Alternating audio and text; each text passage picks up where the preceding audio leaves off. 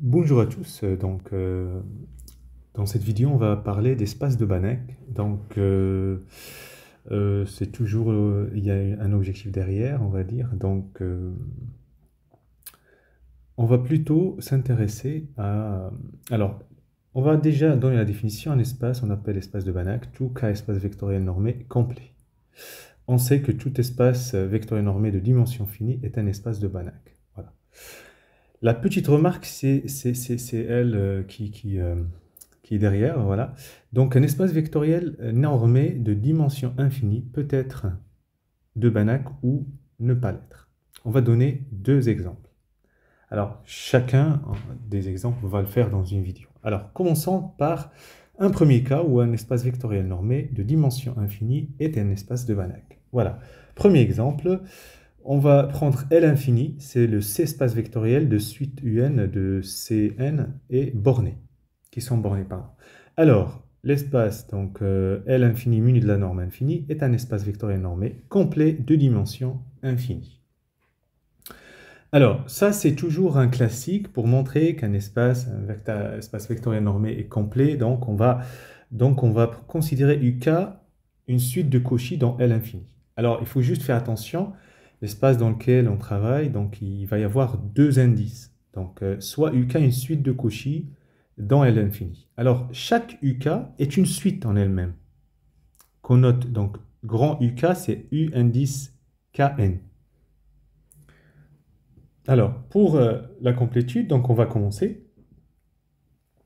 On va montrer que, alors, je prends n dans n, puisque pour tout pq dans grand N, u indice pn moins u indice qn, on va le rappeler, c'est inférieur à la norme infinie de grand up moins grand uq.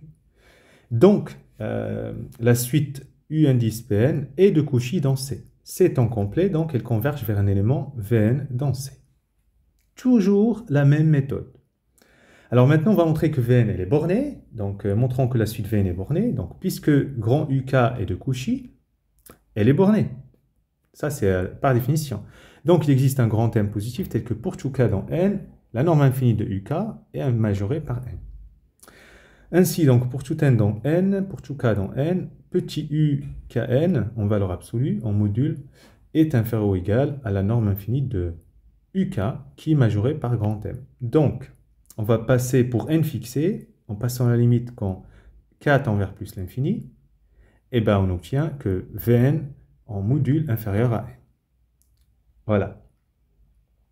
Donc je vous rappelle que Vn c'était la limite de u indice Kn quand k tend vers plus l'infini. Très bien.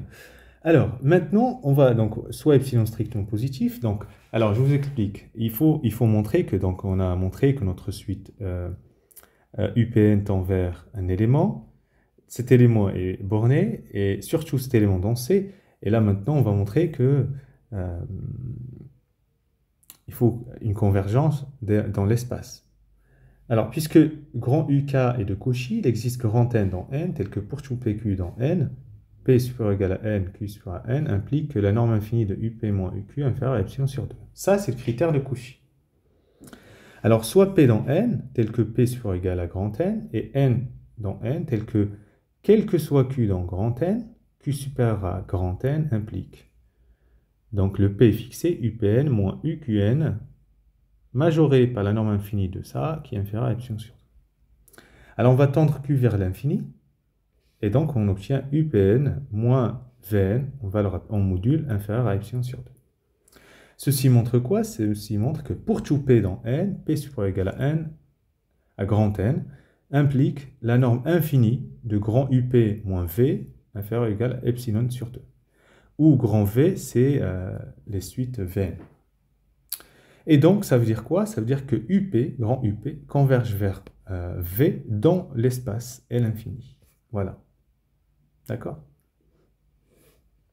On avait pris une suite dans l'espace L infini, on a montré qu'elle converge, mais encore plus intéressant, on a montré qu'elle converge dans l'espace. Donc, il est complet. Alors maintenant, il faut justifier que cette dimension infinie.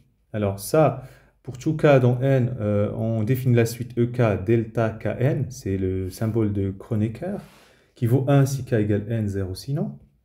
Alors la famille EK est libre, elle est infinie et elle est infinie. Donc l'espace est dimension infinie. Voilà cet exemple. Bon courage.